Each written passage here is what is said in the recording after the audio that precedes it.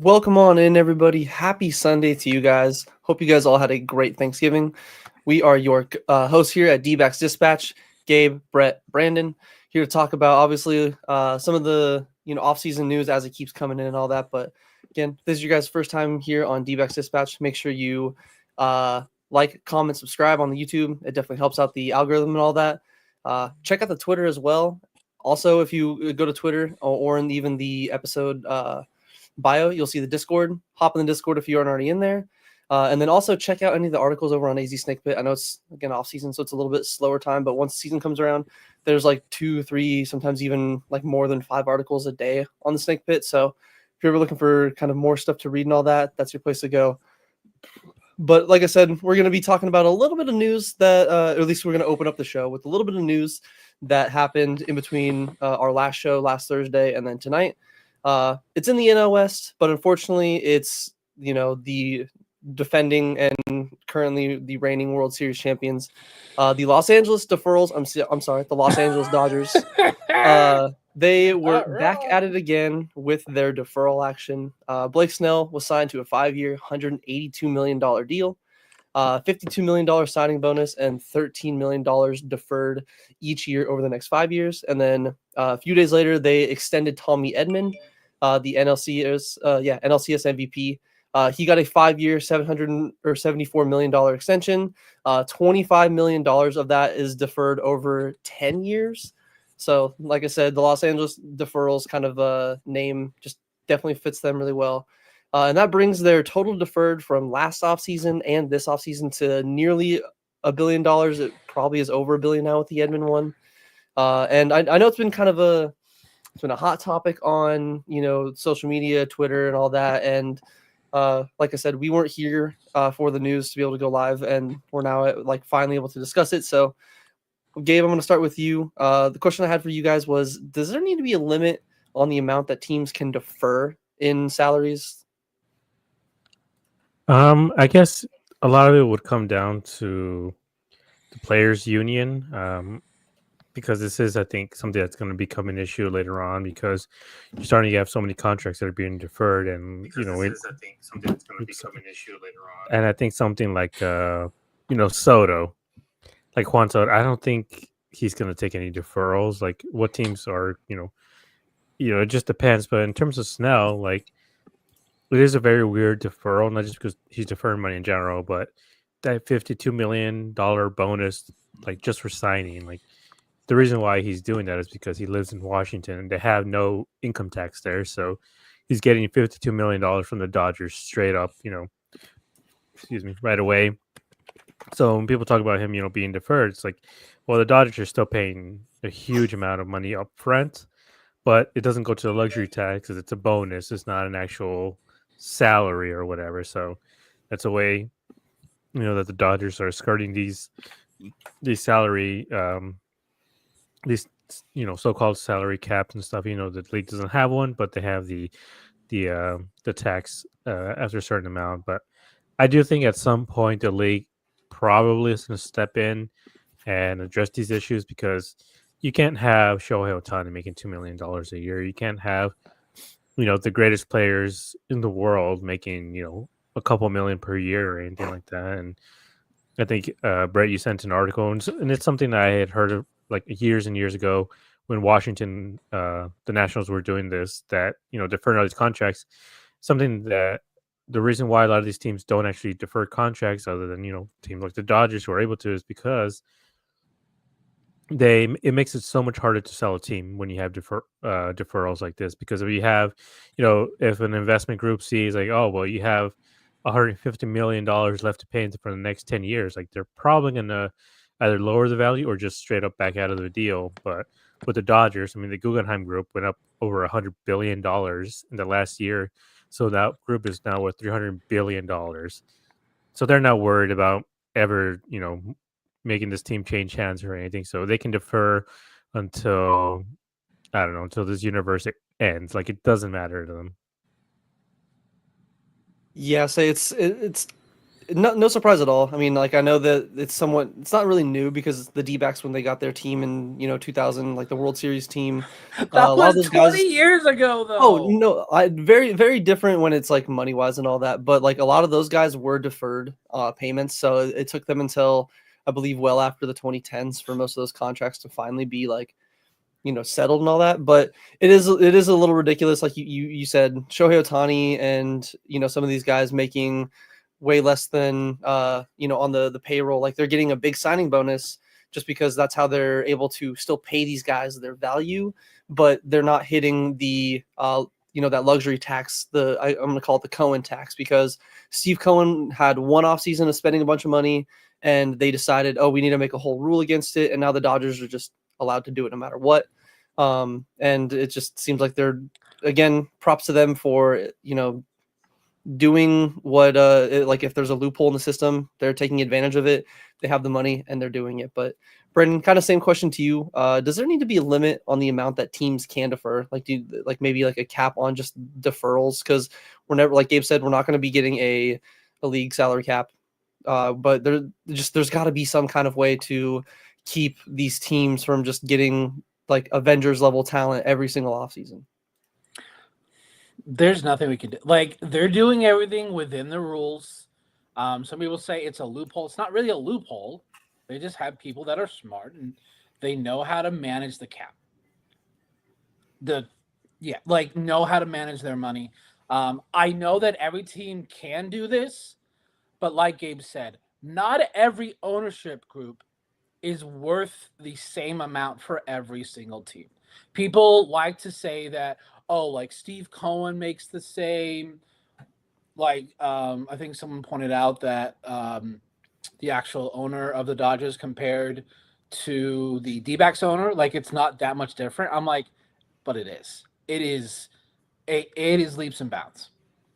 And then people would always say, and I will say this, Cruz, like people want to go to LA, like they want to go to LA because they're seeing what they're doing with these salaries. Like they are seeing what they're doing. We will get a work stoppage. I can guarantee you, if the Dodgers keep doing this year after year, and they're the only ones, I wouldn't say we got into a argument in our group chat, but me and you kind of went back and forth, and you're like, are these teams being cheap? Technically, yes. But also, like you brought up, it's a huge risk if you're trying to sell the team. And I don't think the Dodgers are looking to sell the team for a very long time because of what happened, 10, 15 years ago with that divorce. Like they got that group in here and they're like, we are not going to sell this team. I'm not surprised when they do it. It's almost like a meme, like a joke.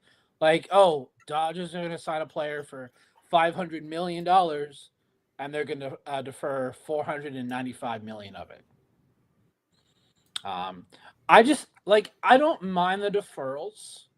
I just don't want to see one ever to the level of the Shohei contract. I do. That is the most obscene. Like, it's fine as the one, but if we see like if they somehow can do that with Juan Soto, which I don't think is gonna happen, hopefully not. Everyone keeps saying, oh, these teams can spend this money. The Padres tried, and Major League Baseball said no. Like, literally, they tried to sign Aaron Judge.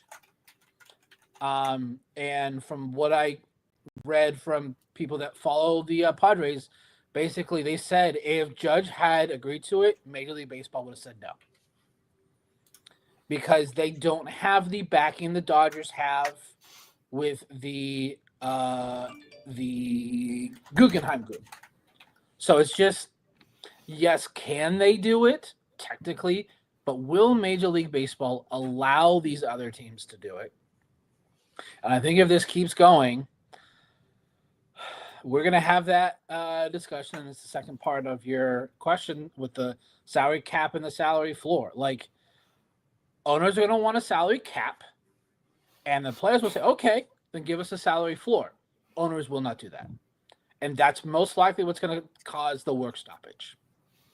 Yeah, so you teed it up perfectly because obviously that was going to be the next kind of question I had. And speaking of questions, Corbin, welcome in. Always a pleasure to see you back in chat. And then we actually do have a little segment later that we'll throw your question in because that's going to be probably part of some of the GM Moneyball moves that we have. So don't you worry. We did see it. We'll get to that.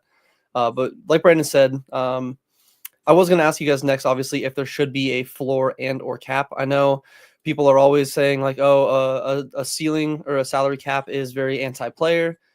Major League Baseball is always going to be a very pro-player league, which again, I don't mind that. I think it's great. These guys are doing things that only a small percentage of people in the world have the skill and ability to do, like the athleticism and all that. Especially seeing it's not like, you know, I know there's jokes, but like even when Babe Ruth was playing, dude was smoking cigars and, you know, eating salami in the dugout and was like not very healthy, where like you have these guys that are in like peak physical form, and some of these guys in peak physical form are still not even like scratching the surfaces like what the top athletes in this game do. So again, I get they deserve their money, they deserve to get paid, but it just, you know, not to cry poor, not to be like, oh, woe is us, because again, the D-backs could try to do some deferments. I know there's other things like Gabe mentioned with if there's ever the looming possibility of a team being sold. Like the D-backs have always threatened about leaving the city. The Twins, I believe, are looking to sell. The Rays have always been, you know, kind of doing their own thing of the A's of the East. Like the new owners aren't going to want to take on a big contract like that. They're going to want to go in and kind of like I believe what happened with the Marlins, where they go in and they just kind of start from scratch and then try to build up from there. But like I said, the question, Gabe, I'll start with you on this one. Do you think that there needs to be a floor and or cap to like a team salary? Yeah, I think so. There has to be some sort of. The thing is, if there's going to be a cap, there has to be a floor. We can't have these owners just be like, well, yeah. we don't want to, you know, if there's like a $300 million tax or something, luxury floor ceiling. We don't want owners to be like, well, you know, pull the Athletics and pay $40 million for the whole team and be like, well, you know, we're underneath the, you know, the salary ceiling, so, you know, we're fine. I do think something closer to about 100 million of a salary floor would be good, because at that point it would make the entire league competitive, which is what you want to see. We want to see a balanced league. We don't want it to be, you know, like where there's seasons where there's the top dog in each division and they're just beating up on all the other garbage teams, and so they're, you know, they win 115 games easily and then they fall apart in the playoffs because they never face any good competition. And it's not a good brand of baseball. Like what's happening in Oakland is terrible, and I know Cleveland made it to the playoffs this year and went, you know, they went pretty far, but we saw what cheap ownership, you know, what happens when you have cheap ownership. And so happened with Cleveland. They could have made some good trades, they just didn't because of the salaries, and you know, they got eliminated. I do think there is Cruz. But I think if we would have, you know, Cleveland would have actually invested more money into that team, could have gone further, probably could have given a better, you know, better competition against the Dodgers during the World Series too. So I do think at some point we're going to have to get some sort of cap and floor in the league. I know, I mean, all the other leagues have it anyway. So at some point, maybe it's going to happen. The only issue you're going to run into is you're going to have teams, you know, you're going to have you know, the haves and the have-nots. And I do think the lower rung middle guys like a Pavement Smith, you know, he's probably not going to make too much money in his league and might be out sooner than he normally would be because of this, because teams aren't going to be willing to spend on guys like him. But now, you know, you can get him for cheap. He's a decent player, but once there's a cap, they're going to be like, well, we can give $100 million to Juan Soto. Well, now we don't have any money to fill up, you know, a first base spot. So they're going to get either some random slapdick guy or some vet minimum guy. And I do think the product might suffer with the salary cap, but I think overall it would be better than to, you know, do all these weird salary deferrals. Although we might just see what the Dodgers did and just give guys $50 million as a signing bonus and not have that go to the salary cap. So Yeah, so when I was doing a little bit of the article or the information filling in the doc on like just how much the Dodgers spend, and even like Cruz said again, there's no crime in baseball, and like that's what we're not trying to do. We're not trying to cry poor. Like we totally get it. But when they're able to basically again the salary tax kicks in at 300 million, their team would be well over that 300 million in 2025. But because of the being able to move the money around with these signing bonuses, deferred money, and all that, they're only going to be sitting at 260. So that still leaves them an opportunity. I know we joked about it to go and sign like Juan Soto and Roki Sasaki. And then I know I sent you guys a text on in the group chat about like I saw that earlier today. yeah and about Nolan Arenado like using the Dodger Blue song from Kendrick as like a thing. And again, that's just a good song. Everyone's been listening to the new Kendrick stuff probably, so it could just be a coincidence, but it would just be very on brand for them to, bring on his contract and kind of like defer some of the money, do like a contract extension and, all that. But Brandon, you kind of touched on a little bit on, and like, Gabe mentioned that if there is going to be a salary cap necessarily, there definitely should be a salary floor. I'm in the same boat. Like maybe not a full hard floor, but if you're going to be kind of like how the luxury tax, it's not a full cap.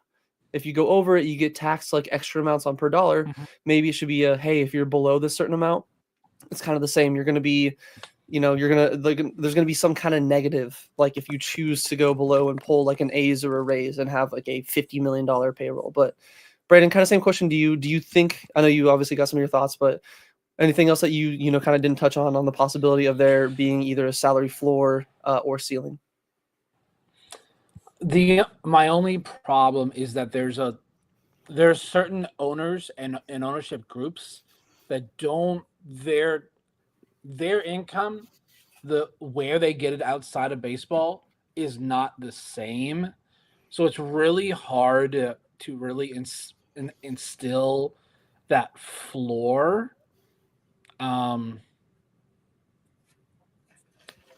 Yeah.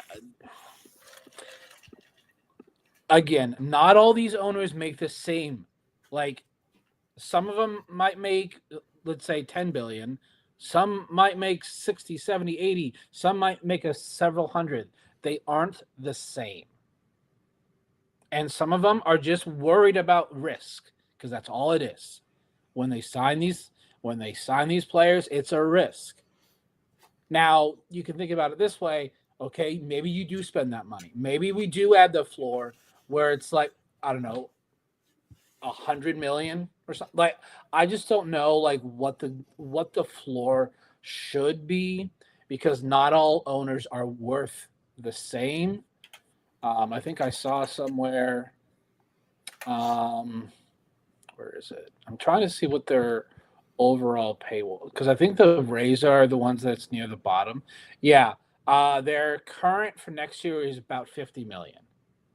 So maybe raise it to like 75, 80. Like that's something that they would discuss during labor discussions. I'm being prepared that the current CBA, when they start doing that, we're going to have a work stoppage, because right now it is set to expire 2 years from today, actually, December 1st of 2026.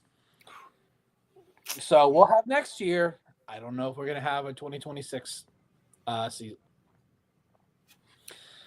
Yeah, so it's definitely going to be one of those, like, I think even an 80 million, something like that, just like Gabe said, it gets more competitive. All the teams in baseball being more competitive. We saw what adding the extra playoff spot did.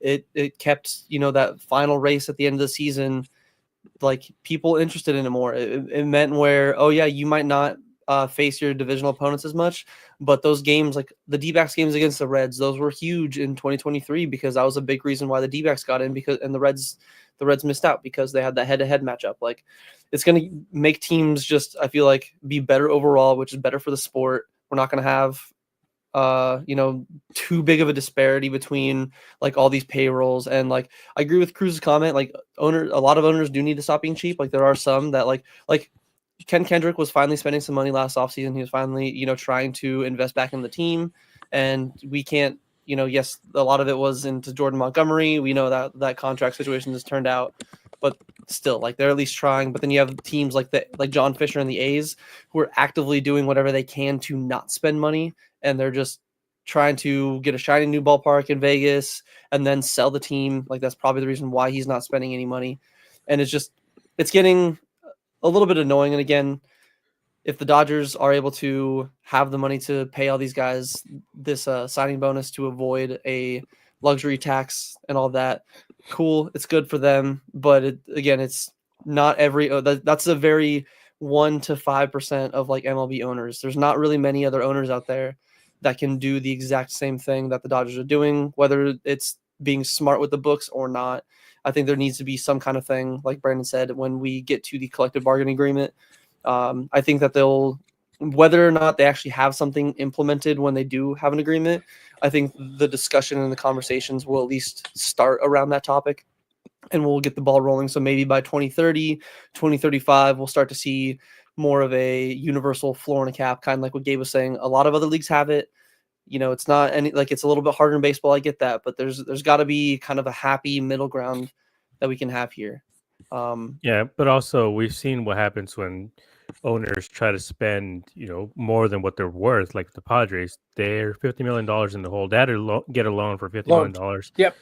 to cover up, their expenses for the season. Like the Dodgers don't have to do that because they're, a hundreds of billions of dollars worth of an ownership group. Like they don't have to do any of that. They don't have to take out loans. They don't have to put the team in jeopardy of being sold again because, they have to take out loans against the team or anything like that. So it just, it doesn't have these sort of issues. And I think something that the salary cap would also protect teams from is, we've talked about, having money. Like you can make mistakes.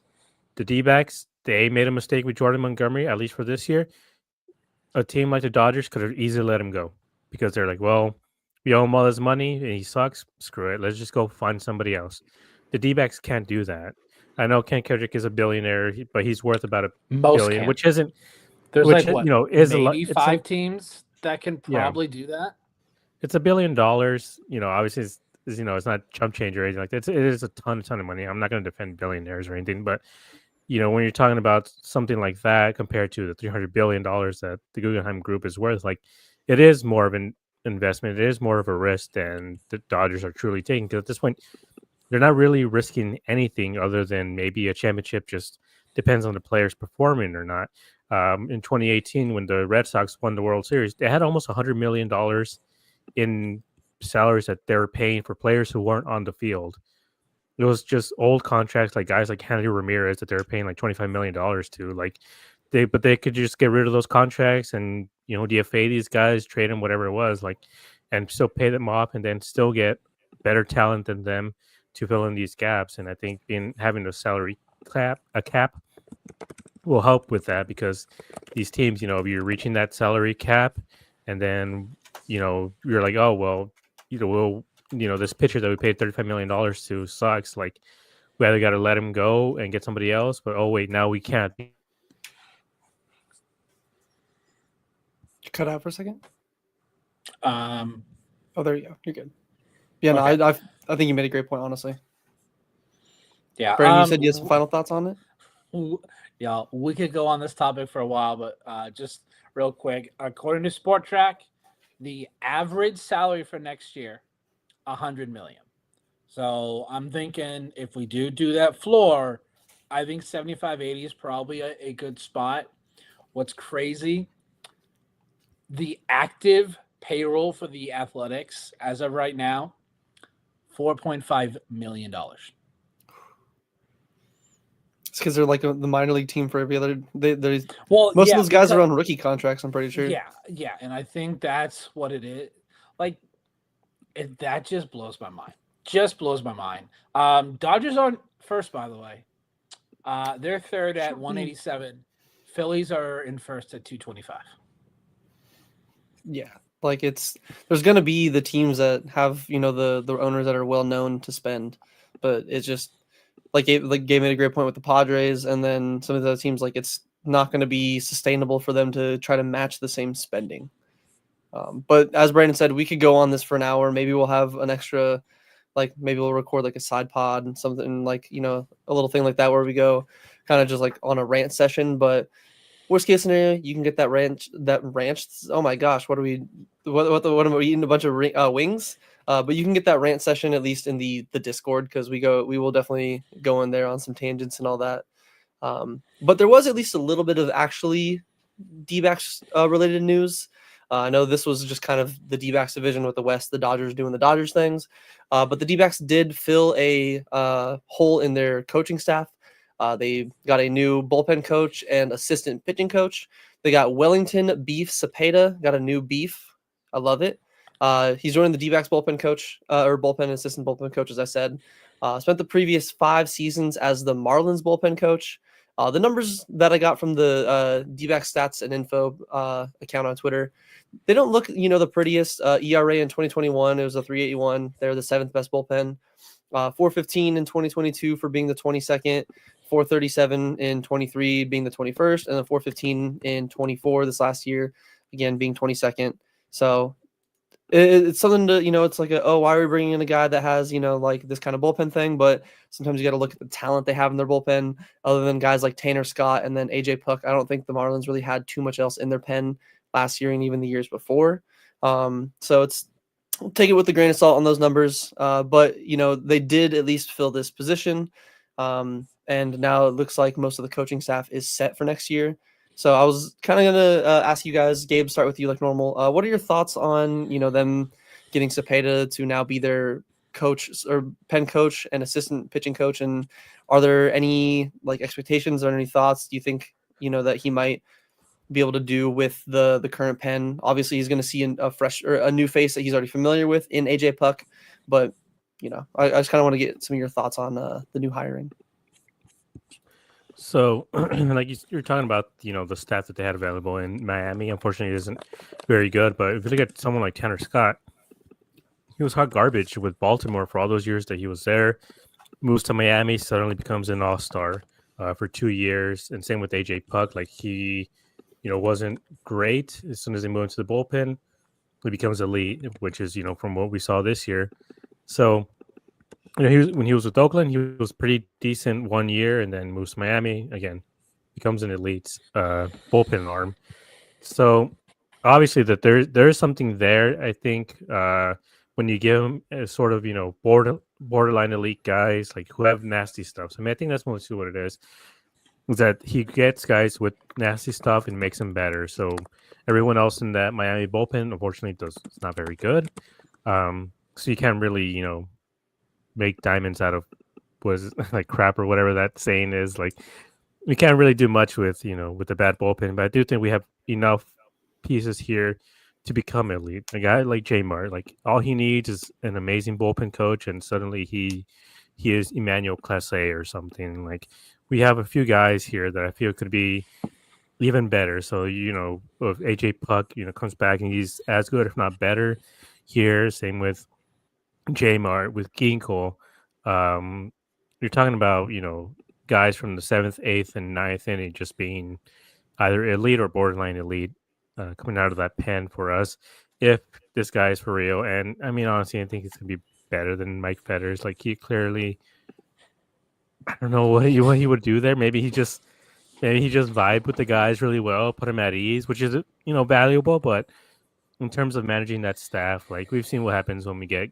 good guys here, and they just don't pitch very good here when maybe just because they're older or whatever, but usually guys end up falling apart halfway through the season. So maybe having a new look, a new bullpen coach is going to help this team get into better shape. Yeah, I think it'll be kind of interesting to see what new ways of maybe not teaching, because again, these guys there's not really much you can teach a lot of these guys that are in the high level like this, but it'd be kind of interesting to see what they implement with obviously him working alongside with Kaplan, the other newly hired D-backs pitching coach, and seeing like, again, if they can get that extra little bit out of these guys that we know have the stuff, I think you can make their bullpen be kind of similar to what we saw in 23, where that was a big reason why they did what they did in the playoffs and why they went on that run, is because they had 4 or 5 guys that in the bullpen that would, when they went out there, it was shut down. So it'd be kind of cool to see maybe he can figure out something with Ryan Thompson, get him back into the all-star form that he was before he kind of started to get hit hard a little bit. Like you said, get some of these guys to elite, if not borderline elite, I think is definitely something to keep an eye on and to see what he can do with this. But Brandon, kind of same to you. What are your thoughts on them bringing in Wellington? So, I got it. Every time we had Wellington Castillo, I had to do it. I'm going to do it now with him. That's where my mind immediately went when I saw the name. I'm like, Wellington Castillo as a bullpen coach? Let's go. And then like, no, it's Cepeda. So not quite. It's a bullpen coach. Like for a while, I was like, what do they do? It's more of he's the pitching coach out there. So like when the guys are warming up, it's probably more of a reminder. Okay, this is what the game plan is. Like this is who you're coming in to face. Kind of this is what the game plan is. Didn't know if you guys knew this, but in 2019 he was the manager of the Arizona Complex League for the Dbacks. I did not know that. So, yeah, I thought that was great. But yeah, I just there's not a lot. Like I don't know a lot about him. Was he a assistant pitching coach with the Marlins as well, or just the bullpen coach? It looks like he was their bullpen coach, I believe. He might have been an assistant, but I believe he was at least mainly their bullpen coach. Okay, so it's someone new. We kind of knew when we heard that Strami wasn't coming back, and then all right, so Fetters is probably gone, and he was. So it's just like it will be nice to get a fresh start, a new set of eyes, some guys different viewpoints on things. So we'll just have to wait and see. I really have no expectations other than I got to make sure to not call him Wellington Beef Castillo. It's not a bad nickname though. So yeah, we just have to I have no expectations about it whatsoever. So yeah, I think it's definitely one of those where, like you said, bullpen coaches, even like again a guy that might not have the full hands-on that like even Kaplan would, but it's really only going to be one of those, even like we talked about with Kaplan, we're not going to really have probably any full ideas of what they're going to do, at least until maybe we get some news when we get closer to spring training. Maybe there's some things that some of the players say like, oh yeah, when I was talking to him, this is something that he brought up. Kind of like how when Strami came over, the big story for so long was his binder that he had on Zach Gallen, everything where he was like, oh, immediately wanted to jump in and had this idea and this idea and this idea. Maybe there's going to be something kind of like that to where he comes over and he's like, hey, Justin, like, you added the sinker last year. You talked to Fernando. That was an elite pitch for you. Here's maybe another pitch you can add. Here's maybe a different grip you can add to a pitch and get this other kind of effect to it. Maybe he gets back with Puck and is like, hey, this is something that worked with you. Let me try to implement that on some of these other guys. So it's definitely going to be one of those things where only time will tell. But I'm at least excited for it because, again, just seeing obviously, like Gabe mentioned, that's a great point with Tanner Scott not being good for Baltimore for so many of those years and then turning into an elite arm. I would love to see him turn some of our bullpen arms. Like maybe he can get a little bit of extra out of Slade Ciccone. Maybe he turns Slade into being like what we saw when he first got called up, when he was throwing like 96, 97, was having that really clean first inning and all that. Maybe he can kind of unlock that first inning Slade Ciccone and have him be that guy in the bullpen. Maybe he gets a little bit of extra out of Bryce Jarvis. Maybe some of these other guys, these younger guys, can have a little bit of extra to learn from them other than, maybe Gabe had a good point. Maybe Fetters was just kind of a vibes guy back there that was like, hey, you know what? We're going to have fun. Like a Pat McAfee in the bullpen where he's out there just to shoot the shit and, make fun times. That describes Fetters really well, actually. And that's why, again, I no hate against Fetters and all that, but there's definitely a time for a change. And I'm at least, I'm glad to see a new coach. Who knows, maybe by the end of next year, we're going to be sitting here. We could be like, hey, the bullpen's much better. Props to you, Cepeda. Or we're like, oh my God, what did you do? Don't ever touch our team with a 10-foot pole again. But, like I said, only time will tell. This is the fun part of the show that we have, the main meat, the main chunk of things, where Corbin, we're gonna, kind of address your question that you sent us in Discord. We are doing Moneyball. We are all basically putting ourselves in the shoes of the Dbacks GM, Mike Hazen, and we have each one wild roster move prediction that we kind of thought of, and then one more realistic one that you could definitely see potentially happening. We'll start with we'll go, Gabe, Brandon, me, and we'll go with the wild one because I know that you two had kind of a similar one. So Gabe, I want to start with you. What is the first wild move that you would make if you were, for 24 hours, 48 hours, whatever, Freaky Friday switched bodies with Mike Hazen and had full reign of the D-backs GM role? My first move would be to give Juan Soto $600 million. And I think 13 years, $600 million would be perfect for him because he can retire at age 38 with the Diamondbacks, and we have another Hall of Famer to add to the goalie and Randy Johnson plaque at Cooperstown. So I do think they should go after Juan Soto. I don't see why a reason why they shouldn't. Everything should be in Juan Soto because when you're talking about guys, giving them long contracts and how they're going to age. The issue that you run into with a lot of guys is obviously like the power and their eye. Juan Soto is just elite. Like he takes walks at such an elite pace. He has a 400 on base for his career. Like this guy is such an incredible player, and that's something that you can't really teach the same way that Juan Soto is. Like if he's going to be aging, when he's in his mid 30s, he's going to be taking his walks anyways. He's going to be getting on base. He's still probably going to be hovering around 400 for the rest of his career. So if we can get a guy like that for the next, 10, 15 years on this D-backs team, we need a DH right now. And I know Jock has been sort of teasing a return, but if we can get a Juan Soto to DH now, I think the team, walks don't slump. And I think one of the big issues last year with this team was they would go through these super cold stretches where the offense was just not producing. And I think Juan Soto would be the answer to that because the guy just doesn't slump. Yeah, he's one of those guys that I know, Foolish Baseball, and I've said it before, kind of, replicated or emulated what he was saying about Juan Soto being kind of like this generation's Ted Williams when it comes to plate discipline and eye for the ball.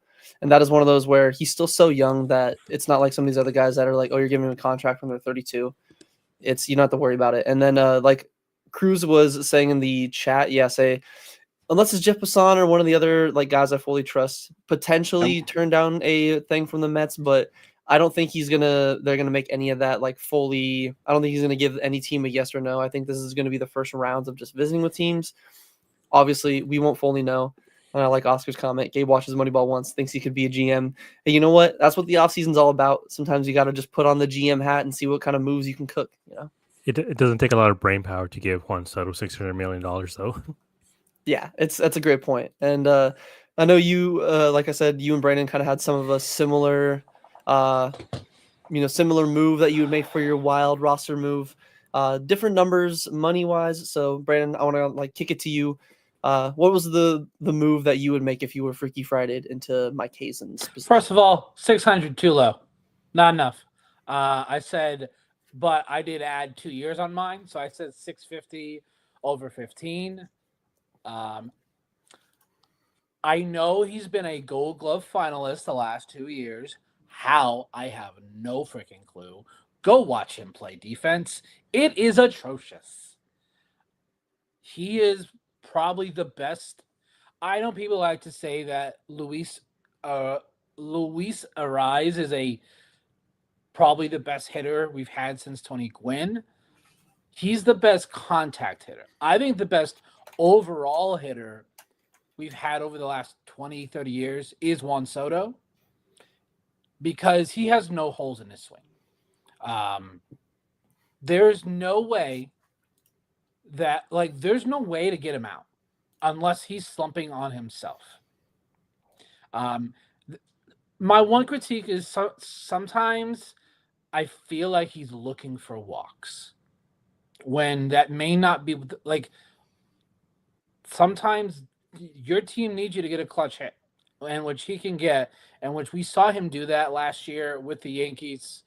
So if we do sign him, because we do have currently, God damn it, Josh. God damn it. sorry, Josh derailed me. We have that hole at DH currently. With currently Jock and Randall Grichuk are no longer on the team. And I think signing Juan Soto to be we need to replace Christian Walker's power. Juan Soto is a good replacement. So, do I think it's going to happen? Absolutely not. But it's fun to just kind of talk about. So I think it would be. I don't know. Like someone did a mock-up of him in a D-backs jersey, and it looks pretty cool. Yeah, So. and I know Cruz is saying in the comments he's not worth an IMO. It's actually funny. You're now the second Dodger fan I know that has said they would rather have Teo back and they don't want because Soto. of the chemistry. I mean, and that's fair. I could see that, being sometimes it might not blend well.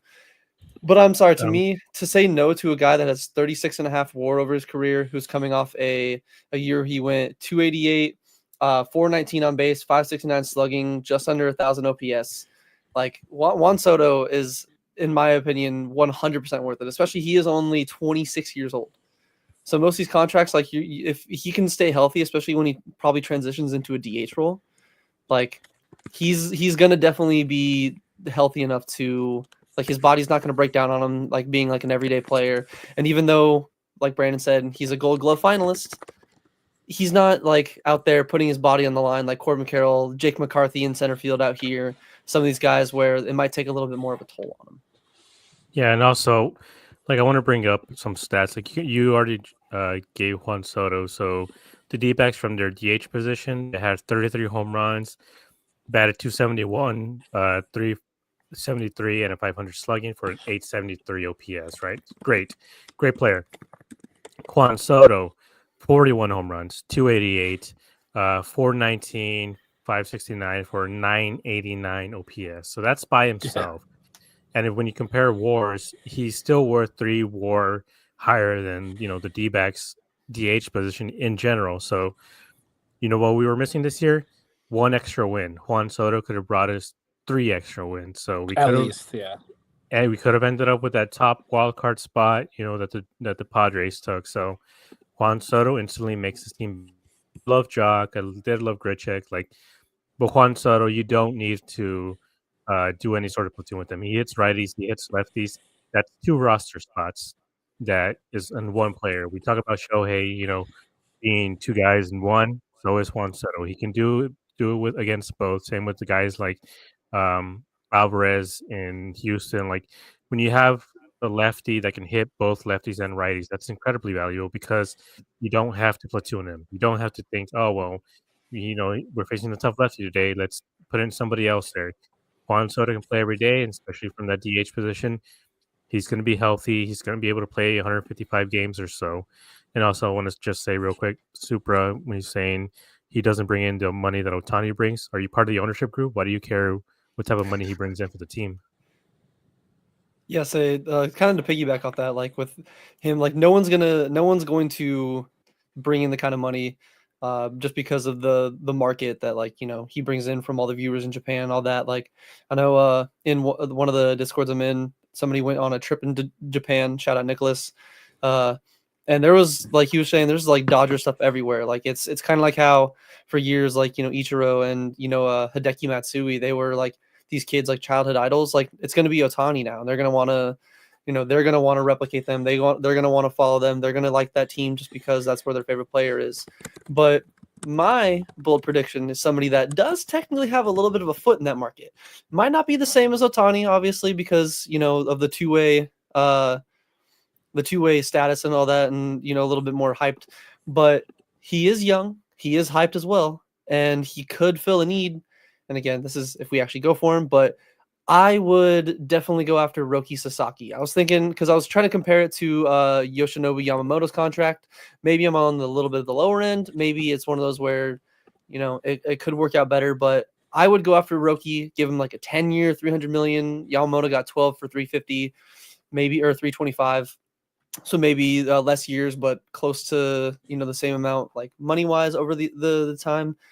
I fell in love with Roki when I watched him in the World Baseball Classic, and even before that, seeing all his highlights when he had I think 2023, he had like an insane year to where he had like 2 perfect games or was close to back 2 perfect games. There's always going to be the scare of guys transitioning over to throwing a baseball. I know Tani's had some elbow problems, especially his first year when he came over. The baseball here is different. I'm not denying that there's a scare in that at all. And I even know that Roki had a little bit of dip in his numbers on, exit or on velocity of the fastball coming out of his hand and all that. But I think that Roki would look so good in a Diamondbacks uniform. He would make the potential and probable exit of Zach Gallen a little bit easier to swallow as long as Roki, can still transition and be a solid pitcher. And I think it would be kind of like one of those where it's a nice like punch back. It's a nice answer and showing that like, hey, we're not gonna see the Dodgers moves and just like lay down in a ball and cry in the corner. We're gonna try to go and swing our dick back at them. And I think it's a perfect move. Again, in a wild scenario, that's what I would go with. But I think Sasaki would be the one that I would kind of have my eye on. Personally. So correct me if I'm wrong, but I think Roki is being posted earlier. Correct. So he doesn't need a contract. He is getting the $2 million contract that every international player gets. So Correct. He doesn't get the same deal. He's on a rookie contract the same way anybody else here. So we're talking about the D-backs giving him money. They're going to give him as much money as the arbitration gives him 3 years from now. He's not going to be making more money. So they don't really have to worry about the money or salary obligations at that point because they're going to be paying him the minimum of international signees, which I believe is $2 million. So that's kind of the issue right now with Roki is that he can literally choose whoever he wants. He can choose the Cubs if he wants to. Like it doesn't matter. It's Oakland Athletics, baby. It's whoever gives him the best pitch because every team is going to be giving him $2 million no matter who they are. So I think it's a great choice. I think the D-backs should do all they can to bring him here because I know Super is talking about the international market or whatever, but having Roki here would extend the Dodgers market to Japan as well, and they can pay him $2 million and give the other $60 million a year to Juan Soto. So then we have a true 1-2 punch with them. Yeah, honestly, I forgot about the part about him being posted a little bit early. I know it's definitely it's weird. I think that system is going to probably be reworked and eventually. It just seems like it's a little funky.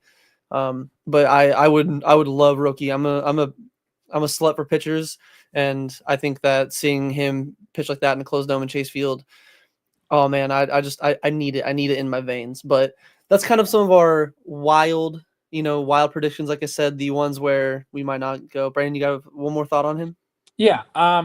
I think the reason he wants to be posted early, he's a big fan of Yu Darvish. And I think he feels if he waits a few more years, he won't be able to play with Yu Darvish. So I would probably say the Padres are probably as long as he gets a good pitch from them, it's like Gabe said, it's not going to be who can offer the most because they're all going to only be able to offer $2 million. It's who provides the best pitch, pun intended, for him to want to sign with them. Does he want to play with Shohei and Yamamoto? Is that more important to him, or does it really matter? So we're putting on our GM hats for the D-back show, my sir, not the Padres. God, I'm just giving you shit. I'm just saying, No, I know. You do make a great point. Like, he hasn't been vocal about Yu Darvish being his favorite player. And I could definitely see the move happening, especially it would be a way for the Padres to answer back for the Dodgers signing Snell. The Padres could use a pitcher like him in the rotation. But maybe the counterpoint is how cool would it be to go up against your childhood idol, your childhood, like, the person that you tried to maybe potentially model your game after and face them in a game, like, in a matchup like Darvish versus Sasaki. Like that I feel like might drive me a I little would bit love more. it. I Yeah. would love it as a D-backs fan. Just saying. Yeah. Which is like, Otani versus Sasaki, Game 7, D-backs versus Dodgers in the NLCS. Who's going to hit like crack? dude, I need it. But that was, like I said, that was some of our wild ones, the ones that like might be a little more out of left field, might be us, maybe hitting the pipe a little bit too much on it. But we also did have a few more realistic trades that, we like, if we're going to be in Mike Hazen's body, we don't want people to instantly see these moves and be like, okay, that's not Mike Hazen. We need to, do an investigation to find out who that is. So some of the more Mike Hazen-esque moves we have, and Gabe, I want to start with you. What would be the, I guess, more realistic move that you would make to fill out some of the holes in the D-backs roster for 2025? So I think the main move that you make is go get Yandy Diaz. I believe he has a few more years left in his contract, but as we know, the Rays hate paying guys, and his salary is only going to be going up in these next few years. So they're going to want to trade him eventually, same way that they did with a Rosarena. And they're looking for a guy to replace Rosarena, and I think the perfect guy to replace him would be the trade partner, which is Jake McCarthy. And I know everyone here loves Jake McCarthy, but he does have a spotty track record. He has been up and down in the minor league, same as Alec. And I know people, would probably say it's crazy to trade Jake over Alec, but I do think Jake has more potential. He's about 3 or 4 years younger than McCarthy is. So Alec, I think, should still stay with this team just because of that Gold Glove defense. He can figure out how to hit later on. Maybe this year he was hitting pretty decent until he got hurt. But I do think, knowing the Rays and the type of guys that they like, I think this would be a win-win trade, same as the Varsho versus with the Gabby Moreno trade. I do think they would go for it, and I probably wouldn't have to give up anybody else. Maybe some middle reliever that we have in the minor leagues or something that they will turn into an all-star closer for some reason. Yeah, so I'm always like, I wouldn't be opposed to Yandy Diaz. I think it'd be a nice move. Wouldn't be too expensive. I think he's still in his years of arbitration, so it's not like he's going to be paid crazy. And if, again, we've talked about it before many times, we're still waiting on the news, but I think it's very good possibility that Christian Walker is going to be playing for a different team next year. So might as well start to look at some other ways to pivot. I'm always afraid of trading with the Rays just because whatever devil voodoo magic they have of getting the best out of their players, where next They thing you have know, to because they have no money. I mean, it makes sense, especially they don't even have a home stadium to play in right now. But like, they would probably turn Jake McCarthy into Juan Soto, where he hit like 35, 40 bombs with that speed and defense, and we're just sitting here like, what the hell? Again, I don't think that's gonna happen. Like Gabe said, he's got a little bit of a spottier track record.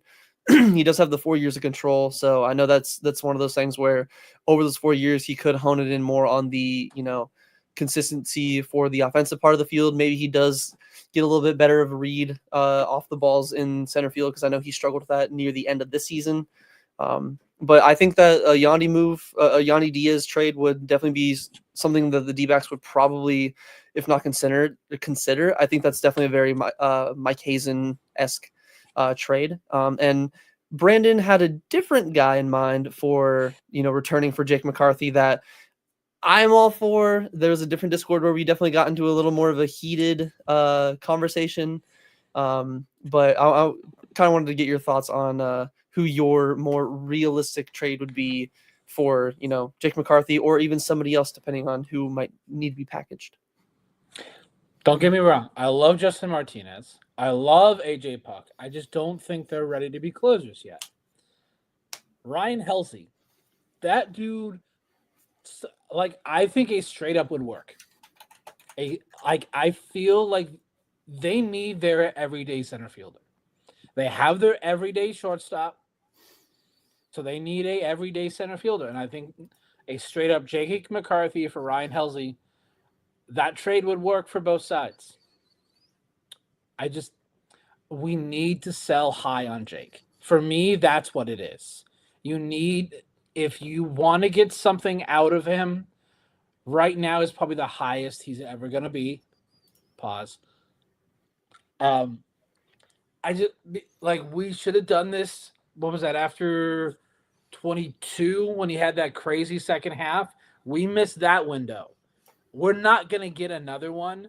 So if they're looking to improve this bullpen, I think Jake is the best one. Whether that's Ryan Helsley or another solid bullpen arm. Like we need another back end of like we have to replace Seawald. I don't think they're gonna bring back Seawald because he is a free agent. I just don't see them signing Seawald back. So they need to replace another high leverage, and he would be solid. So I truly feel straight up that would work. Yeah, honestly, I was on the side in that Discord chat, which really quick side tangent. We got some news. Somebody did just sign at the New York Mets. Yeah. Not Juan Soto, but the Mets did just give Frankie Montas on a 2-year, $34 million deal. So if there was a starting pitcher, like if the D-backs were even considering going after a guy like Frankie or a guy like Montas, which we know the starting rotation is too stacked right now, especially with Montgomery. So that was kind of out of the question, but there's a guy off the board. But back to the Helsley for Jake thing. I'm fully on board. I know there's again with our luck and all that. I mentioned it before where Bronson Arroyo was healthy his entire career, had no issues at all. We signed him for like a 1-2 year deal, and he immediately has to get Tommy John. Like some guys like Jordan Montgomery was pretty solid. Wasn't like elite level, but he was never super bad. Not the movie, not the actual good movie, just terrible pitcher. But there's a little bit of a worry in it, but over the last 3 years, I'm on Baseball Reference looking at Ryan Helsley. From 2022 to 2024, he put up 7.2 WAR, so 2.4 per season. He's pitched 167 innings. He struck out 225 batters. He has a ERA plus of 227, an ERA of 183, and a FIP of 235, and a WHIP of 0.954. He's striking out 12.1. Yes, some of the walks, walks per nine, he has 3.2 walks per nine, so he is a little bit wild. But like you said, Brandon, I personally think that Jamar or Puck could be ready for closers if they were fully given that role and they were established as the closer. But if not, Helsley would be our window is still open, and that's why I'm like, don't throw like if we were like not even close to competing, I'd say screw it. Let's just throw J-Mart in there and just have him go. But we still have a slight window. Like we still have a shot, so I still would rather have a more established closer. Honestly, I fully agree. Yeah, and having him, having a third guy that can close would be valuable down the stretch because there's parts during the season where the D-backs will play 7 or 8 games in a row. You can't use your main closer every single day for those. You're going to have to use another guy. So if you have a chance to win and, Puck or Martinez is fresh in the bullpen, you can put them in because they can get the job done. And having Ryan there, it would just make it even better. Like you're going to have 3 solid options and, 2 elite closers in that bullpen that can get the job done for this team. And, it's probably going to win us a ton more games than we did last year because this team was in disarray last year with the bullpen. And I think having him there would establish everybody's going to know their roles, I would feel, with this sort of team, with this sort of trade. Yeah, and plus, kind of like what Brandon was saying is, again, we love Jake, or like you were saying, we love Jake, and like Brandon said, you got to sell high on some of these guys. Like, not every trade is going to be a trade with the Mariners to where we're trading Sebi Zavala and another guy for Gino. Like, we're not gonna get fleeces. Sometimes you got to give up something to get something. And yes, and there's that still wasn't a fleece until the end of the season. Exactly. That was looking like one of those where it was just a just both teams Nobody just made won. a trade. Somebody made a trade, but you're not always going to have a fleece. You're not always not every trade is going to be a win.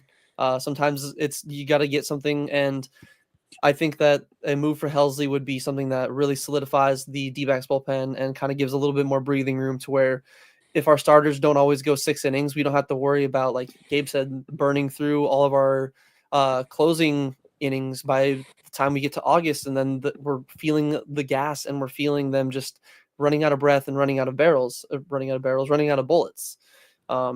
So I definitely think that is one of the more realistic trades, especially I know Oscar's talking about Arenado and Helsley for Jake.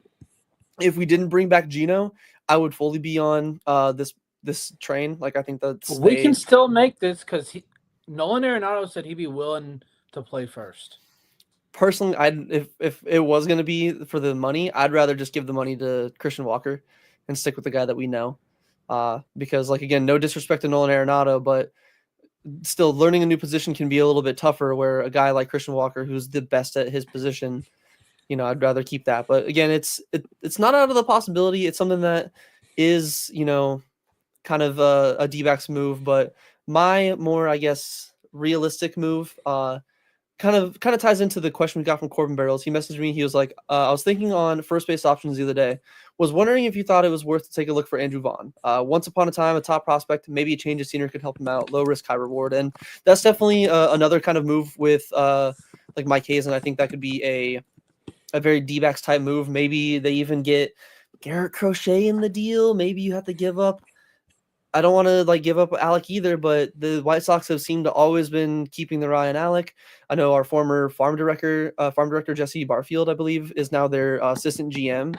So there could be a few guys that they want to, have in return. So I think Andrew Vaughn's a solid option.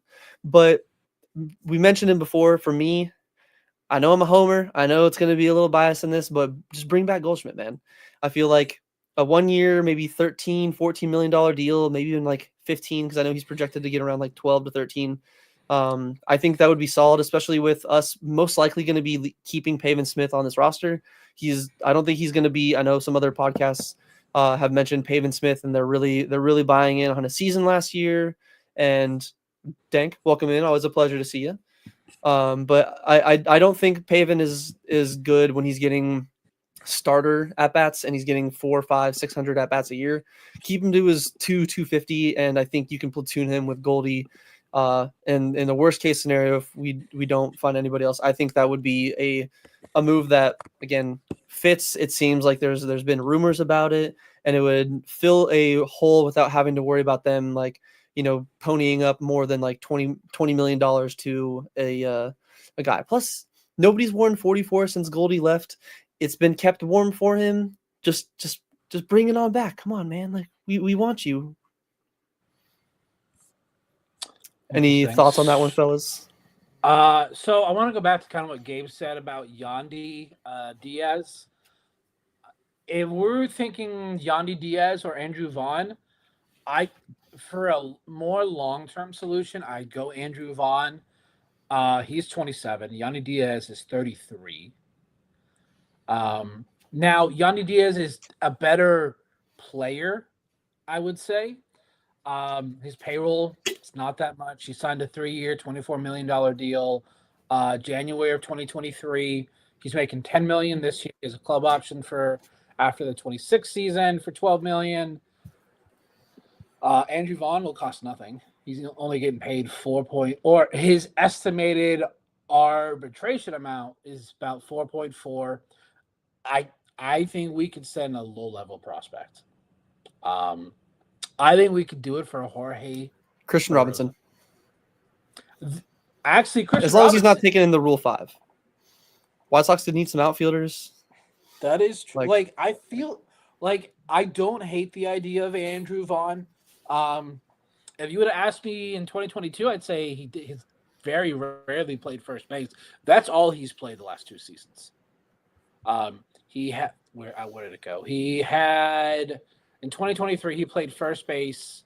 He started 139 games, and then last year it was 121. So it's not that bad, and his numbers were pretty good the last 2 years. 23 had a OPS of 743. 2024 it was 699, and with a lot of players, a change of scenery makes a huge difference. A change of scenery is it fixes a lot of players. Like sometimes they just need to hear from different coaches. Just it's a different mindset. But again, I'm going to preface this. These are moves that I only think we need to make if we don't re-sign Walker. Now, I know for me, and Brett has said it as well, we both have accepted that Walker's like 99% not coming back because he's going to want to get that payday, which he deserves. So, and Cruz brings up a solid one. Kopech, once he went to the Dodgers, dominant. I knew that would. I knew that would hurt and I when think we got him. there's something to be said. It's not just about a change of scenery. It's literally going from like the worst team of all time to a good team. Yeah. Like, why would he try?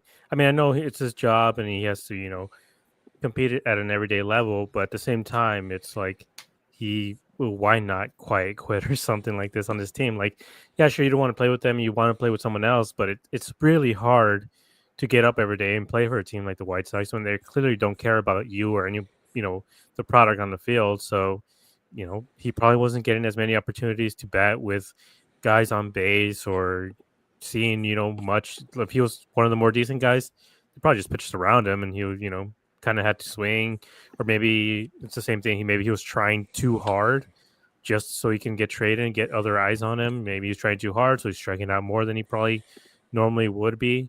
So I do think he would be a good candidate for a guy, that is a change of scenery guy, just because of how terrible the White Sox are. And I think, honestly, for the most part, most of that team is that. I think if you take most of these White Sox players and put them on a team and give them a chance to actually win and compete, feel good about themselves and the team they're on, probably a lot of the guys probably would prosper.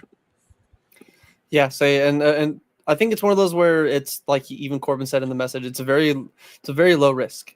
Maybe even if they bring him on, like I don't know, obviously on paper and all that, and we'd have to see. But if worst case, a Pavin Vaughn platoon at first base, like he still hit nearly 20 bombs last year. Like you said, he could have been just trying too hard, and there's really not too much protection in the lineup around you, to where maybe you slot him in behind a guy like. Maybe not in the order, but like behind a guy like Gino, or behind a guy like Gurriel in front of Gino, behind a guy like Cattell in front of Gurriel or Gino, one of those guys. Like there's a little bit more worry in the rest of the lineup, where again, love Dominic Fletcher, but like when guys like Dominic Fletcher hitting in front of you, and then Luis Robert, like he's probably the only other main threat in that White Sox lineup.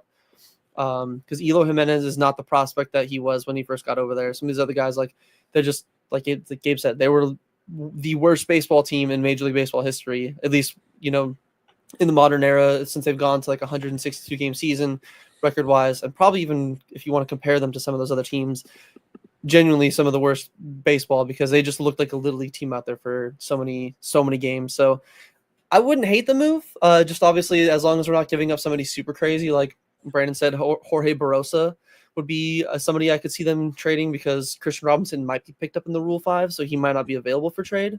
But it definitely wouldn't cost a guy like. Could they make that trade before the Rule 5? I think they could, but it's one of those where I wouldn't be. I feel like at the rate we're going, we wouldn't get a trade like that until after the Rule 5, and maybe the D-backs are banking on them.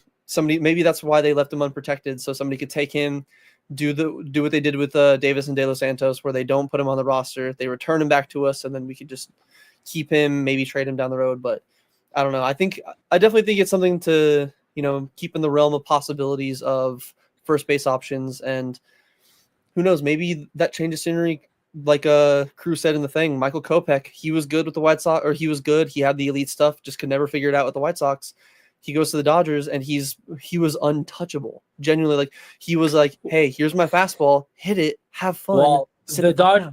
There's a reason a lot of these other players want to go to the Dodgers, and they'll sign for very little. They have, without a doubt, the best player development system in all of Major League Baseball. Also, Mark Pryor is a great pitching coach. Yeah, like they fixed so many players. They fixed Jason Hayward, David Peralta. Like he was awful with Tampa. Goes and signs with the Dodgers. JD Martinez. Like there is a long list. Justin Turner. Jason Hayward. Like there's so many players that were like, you would say is washed, go to the Dodgers and just absolutely turns their careers around. Yeah, say it's the. I know we're obviously not the Dodgers. We're not the same. Dodgers music my ears. Xmas came early this year, boys. Yeah, say I know Cruz is just enjoying it. He's gonna make sure you hear about it at work tomorrow too.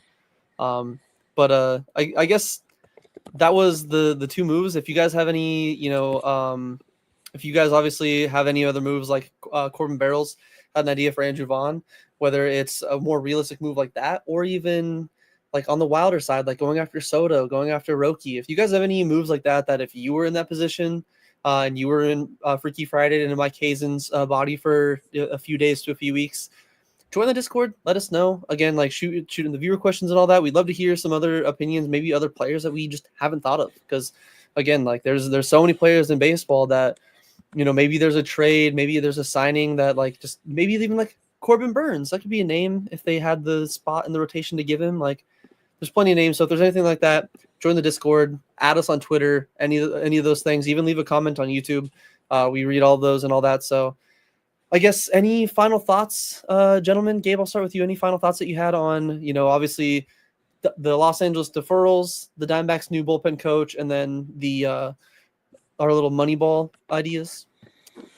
I mean, I guess everyone should be holding their breath for any new real signings. I think most of these guys are probably going home for the rest of the month, so we probably won't get too much news on the real major signings before the new year, or there might be a mad dash to get their contracts and everything ready to go so they could go home and celebrate with their families. Whether it's in the DR, Venezuela, wherever it is that these guys go for the winter. So I'm excited to see where we are, next week. If we already have a guy coming off the board for the Mets, like maybe we'll have some more signings soon. Yeah, maybe the Montas signing is a sign that the Mets are going to pivot and spend their money elsewhere, but it'll be something that we probably hear. It's Steve Cohen. Yeah, true. He's probably the guy that bought the banana taped to a wall and ate it in front of everybody. Sorry, you have to be chronically online to get that joke. I'm sorry. But Brandon, any final thoughts on obviously the Los Angeles deferrals, new bullpen coach, and then our Moneyball ideas? I wish I had a ownership group that was worth $300 billion. That would be nice. That can just spend willy-nilly. But it's not the way that it is. I kind of want to know where Juan Soto is going, because you keep I saw this thing where the Yankees upped their offer, they submitted a second offer because I guess maybe the rumor of the Mets 660 potentially. I just want to know where he's going, because that's going to create a snowball effect. Because then you're going to have teams that were in on Juan Soto, like the Red Sox, like the Blue Jays, that will now pivot. And I think a lot of these teams won't make any major moves until they know where Juan Soto is going. Yeah, he's going to be the major domino, kind of like how last year Ohtani was.